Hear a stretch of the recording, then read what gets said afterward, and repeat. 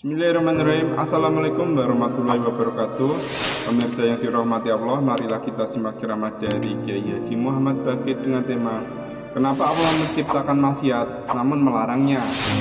Sebelumnya marilah kita berselawat terlebih dahulu. Allahumma sholli ala Sayyidina Muhammad wa ala ali Sayyidina Muhammad. Selamat menyaksikan. Ketahuilah bahwasanya setiap apa yang ada dalam wujud dari selain Allah Ta'ala, maka ia adalah perbuatan Allah dan ciptaannya. Nah, ini yang pertama, diyakini bahwa seluruh yang ada selain Allah, maka itu adalah ciptaan dan perbuatan Allah Subhanahu wa Ta'ala. Tidak ada yang lainnya. Nah, ini ngarannya tauhid fi'il. Ini yang pertama yang wajib dilakukan oleh setiap orang yang beriman. Meyakini, mengimani bahwa setiap yang ada selain Allah itu merupakan ciptaan dan perbuatan Allah Subhanahu wa Ta'ala. Itu hakikatnya. Kalau ada kita menyambat bahwa itu ulahan si anu, bikinan si anu, itu hanya adalah majasnya. Itu kada sebujurnya. Nang bujurnya ulahan Allah Subhanahu wa Ta'ala. Itu nang bujurnya, nang diyakini.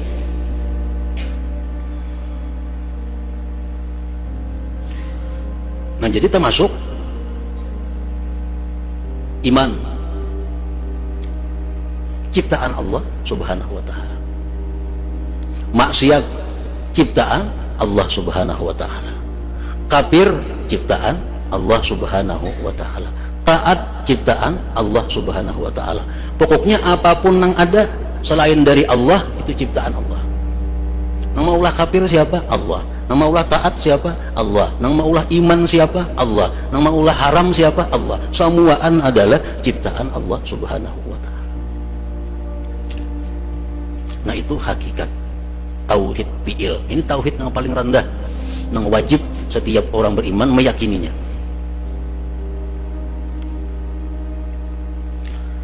Kadang-kadang orang-orang yang baru belajar, orang-orang yang hanyar belajar itu ini kadang mengerti kenapa Allah Subhanahu wa Ta'ala maulah kafir maka melarang. Kenapa Allah Ta'ala itu maulah maksiat tapi dilarang. Kenapa Allah Subhanahu wa Ta'ala menghendaki perbuatan maksiat maka dilarangnya berbuat maksiat tapi dikehendaki. Di situ ada pertanyaan-pertanyaan yang timbul di dalam hati orang yang mula-mula belajar tauhid. Nah, dalam beberapa kali kita menjelaskan untuk memaham itu bahwa antara perintah Allah dan kehendak Allah itu kada selalu sama.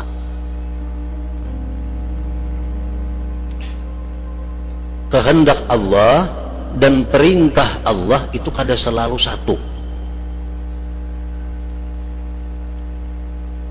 Nah, artinya Allah bisa menghendaki tapi kada menyuruh.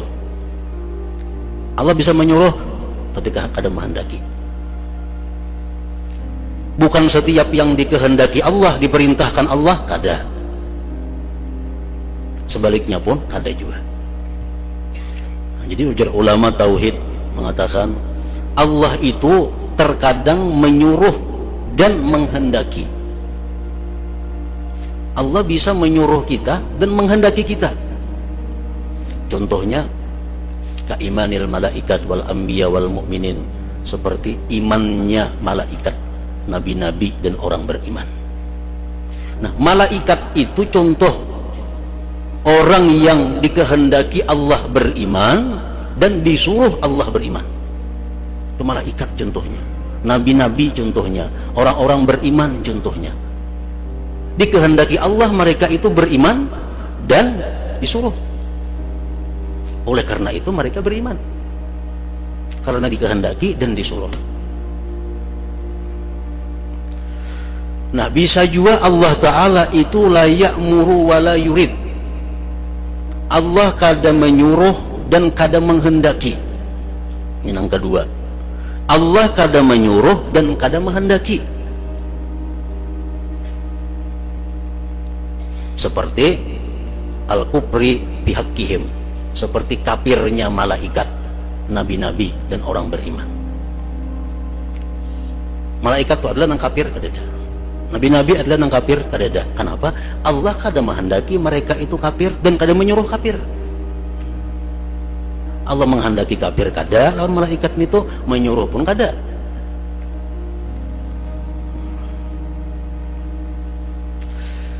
Yang ketiga, qad ya'muru wa la yurid. Allah Ta'ala itu terkadang menyuruh tapi kadang menghendaki. Nah, Allah itu menyuruh tapi sidin kadang menghendaki. Contohnya kaimani Abi Jahlin wa amsalih, seperti berimannya Abu Jahal dan kawan-kawan. Seperti berimannya Abu Jahal dan kawan-kawan. Allah menyuruh beriman kepada Abu Jahal, tapi kadang menghendaki Tuhan mereka itu beriman. Nyatanya kadang beriman. Nah, jadi Allah Ta'ala itu bisa saja menyuruh tapi kadang menghendaki. Seperti iman pada hak Abu Jahal dan seumpamanya. Macam kita pun bisa menyuruh dan kadang menghendaki. Kita manusia bisa menyuruh tapi kadang menghendaki. Contohnya orang berisi anak. Kalau anak ini disarahkan lawan gurunya, ujar nang kuitan anu guru wae anak kunina. Pukul aja menyenakal. Amunnya anak kuni nakal, anakku ini melanggar peraturan, pukuli. Itu disuruh. Tapi menghendakilah anak ini nakal, sekuitannya kadang menghendaki. Tapi menyuruh lawan kita memukul. Nah, kita pun bisa menyuruh tapi kadang menghendaki. Apalagi Allah Subhanahu wa Ta'ala. Nah, Allah Ta'ala itu bisa menyuruh tapi kadang menghendaki. Allah menyuruh beriman, tapi Allah kadang menghendaki Abu Jahal itu beriman. Terjadilah Abu Jahal kadang beriman. Nah, yang keempat, yurid wala ya'mur. Allah Ta'ala itu menghendaki tapi kadang menyuruh.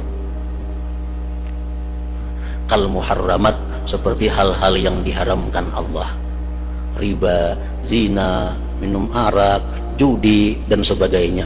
Itu Allah kadang menyuruh kita melakukan itu, tapi Allah menghendaki, maka terjadilah yang demikian itu. Nah, jadi kalau kita mengerti masalah itu, kata dia sulit kita memaham bahwa seluruh yang di alam ini adalah terjadi merupakan ciptaan Allah Subhanahu wa Ta'ala, baik kafir, baik maksiat, baik iman, baik taat, apapun. Semua itu dikehendaki dan diciptakan oleh Allah Subhanahu wa Ta'ala. Ketahuilah bahwasanya setiap apa yang ada dalam wujud dari selain Allah Ta'ala, maka ia adalah perbuatan Allah dan ciptaannya. Nah, di situ kita disuruh musyahadah, disuruh kita memandang gerak-gerik tingkah laku manusia. Karena apa? Karena gerak-gerik tingkah laku manusia itu adalah merupakan ciptaan Allah Subhanahu wa Ta'ala, supaya kita selalu ingat lawan Allah apapun yang dikerjakan, yang dilakukan oleh manusia itu. Hubungannya lawan di atas tadi, kita melihat orang yang sombong, kita ingat, Allah maha sombong. Yang itu hanya adalah bagian sangat kecil daripada kesombongan Allah Subhanahu wa Ta'ala. Kita melihat orang penyayang, kita ingat bahwa Allah tuh sangat maha penyayang. Nang diberikan ibu kepada anaknya hanya bagian kecil dari kasih sayang Allah Subhanahu wa Ta'ala kepada makhluknya.